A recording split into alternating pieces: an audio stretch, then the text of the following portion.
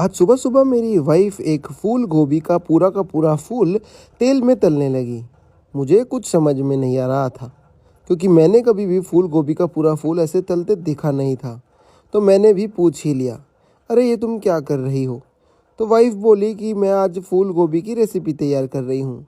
मैंने कहा ये बात तो ठीक है, रेसिपी तो तैयार हो जाएगी, लेकिन ये कौन सा स्टाइल है? ये रेसिपी ऐसे कब से तैयार होने लगी? कब से फूल गोभी का पूरा फूल ऐसे तलना जाने लगा? तो बोला, मैं तो हर बार इसे ऐसे ही तलती हूँ। मैंने कहा क्या बात कर रही हो, मैंने तो आज से पहले कभी नहीं देखा था। तो वो बताती है कि फूल गोभी के फूल की आज वो एक खास रेसिपी बना रही है जो अक्सर ऐसे ही बनाया करती है। मेरे को समझ में नहीं आया, मैंने इसलिए पूछ ही डाला। मैंने कहा ये फूल गोभी कब तक फ्राई करने वाली हो? ये पूरी की पूरी फूल गोभी कच्ची तो खाई नहीं जाएगी। तो वो बोली, आप भी कैसी बातें कर रहे हो? ये मैं कौन सा साबुत फूल गोभी आपको खिलाने वाली हूँ, इसकी तो आज रेसिपी तैयार होगी। मुझे लगा कि फूल गोभी पूरी की पूरी ऐसे तैयार की नहीं जा सकती, लेकिन मैंने कहा ठीक है, आज मैं भी देखूं बना क्या रही हो। तो मैंने कहा ये फूल गोभी ऐसे अकेले ही खिलाओगी या इसमें कुछ और भी डलेगा? तो वो बोली कि इसमें प्याज और अन्य कुछ चीज़ें और डलेंगी। मैंने ठीक है कहा, और फिर मैंने देखा उसने फूल गोभी के फूल को हल्का सा और फ्राई करा और उसके बाद ये फूल को बाहर निकाला। वो बोली, इतने में आप एक काम करो, एक बर्तन में ना थोड़ी बर्फ़ डाल के निकाल दो। तो मैंने निकाल दी थी। वो बोली, इसके ऊपर एक्स्ट्रा लगा जो भी तेल होगा ना वो बर्फ़ के ऊपर चिपक जाएगा और फूल गोभी से हट जाएगा। देखो तेल नीचे आ गया। मैंने कहा हाँ, कह तो सही रही थी। वहीं दूसरी तरफ जहाँ प्याज रखे थे ना, वहाँ उसने थोड़े से बेबी कॉर्न्स भी डाल दिए। कहती है ऑप्शनल है, किसी को डालना हो तो ठीक, नहीं तो रहने दें। मैंने कहा ठीक है। तो कहती है हमारे पास पड़े हैं, मैं तो बेबी कॉर्न्स डालूंगी। तो उसने थोड़े बेबी कॉर्न्स डाल दिए। ये रेसिपी तैयार होती जा रही थी तो मेरे को लगा कि आज चिल्ली गोभी बन के तैयार हो रही है, लेकिन ऐसा कुछ भी नहीं हुआ। चिल्ली गोभी नहीं तैयार हो रही थी दोस्तों, ये तो कुछ नई ही रेसिपी थी। कुछ बेबी कॉर्न्स और डाल दिए और बोली फिर मुझे कुछ मिर्ची और शिमला मिर्ची डालने दो। मैंने कहा शिमला मिर्ची डाल दी है तो इसका मतलब साफ़ है कि डिश तो चाइनीज़ बन रही होगी। लेकिन फिर से वो बोली नहीं, चाइनीज़ डिश भी नहीं बन रही। मैंने कहा पूरा फूल गोभी तुमने ऐसे फ्राई कर लिया और अब तुमने प्याज और शिमला मिर्च डालें, तो क्या कुछ चाइनीज़ नहीं है तो कॉन्टिनेंटल होगा? तो बोली नहीं, वो भी नहीं है।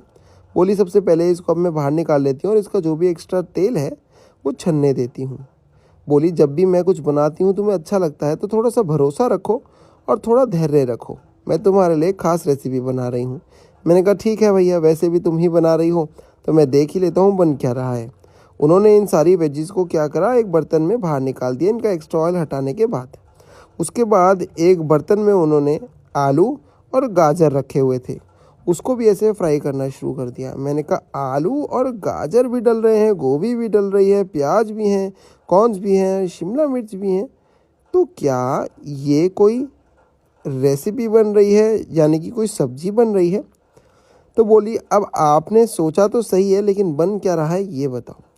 मैं फिर सोच में पड़ा तो मैंने देखा इतने में आलू और गाजर फ्राई हो गए थे और वो भी उसने बाहर निकाल दिए।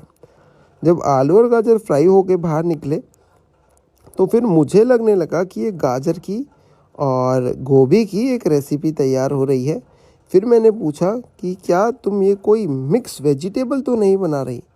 तो कहती है आपने सही सोचा है, लेकिन आज ये मिक्स वेज थोड़ी नए और यूनिक तरीके की बन रही है, जिसमें सबसे पहले हमने जो गोभी फ्राई करी थी उसके छोटे छोटे पीसेस कर लेती हूँ क्योंकि ये अच्छे से फ्राई हो चुकी है। मैंने कहा ठीक है, इसके छोटे छोटे पीसेस कर लोगी तो फिर क्या बनेगा? तो बोली सबसे पहले हम एक पैन ले लेना है और पैन में थोड़ा सा देसी घी ऐड करना है, साथ ही में कुछ जीरा डालना है और साथ ही में कुछ हींग डालनी है। जीरा और हींग जाने के बाद वो बोली कि इसमें कुछ मटर और कॉर्न भी जाएंगे। पहले हरी मिर्ची डाल दूँ, फिर प्याज डाल दूँ, फिर मटर और कॉर्न डालूँगी, लेकिन उससे पहले थोड़ा सा जिंजर गार्लिक पेस्ट। मैंने कहा ये तो मिक्स वेज लग रही है। तो बोली आज ये मिक्स वेज नए और यूनिक स्टाइल से है।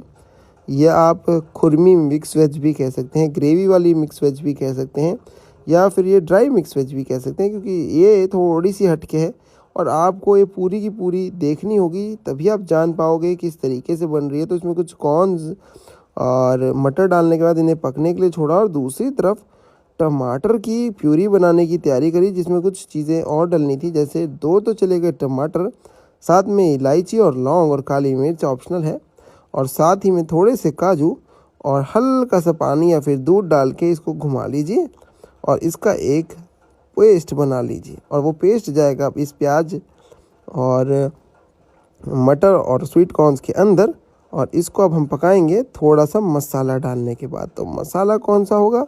जो आपके स्वाद अनुसार हो। मुंह में पानी आ गया आज जो रेसिपी तैयार हुई। और मैंने फिर फाइनली बोल भी दिया कि तुम जो बनाती हो सचमुच में वो टेस्टी ही बनाती हो। गरम मसाला, धनिया पाउडर, काली मिर्च, नमक, हल्दी, लाल मिर्च सब चला गया और उसके बाद एकदम सुपर इसकी मिक्स वेज ग्रेवी बनी।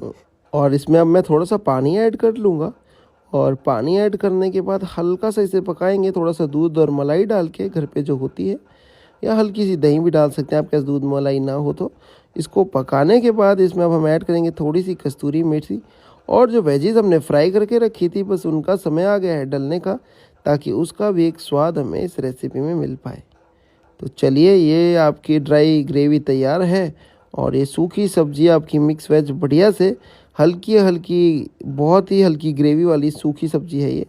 और ये बन के तैयार हो गई। और इसको अब हम गार्निश करेंगे।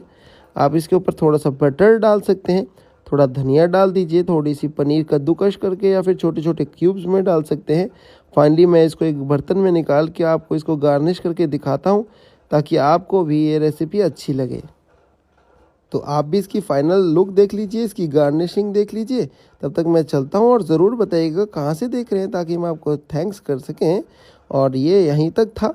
अभी आपको फाइनल लुक देख के आप बताइएगा कैसी लगी। Thank you, bye bye.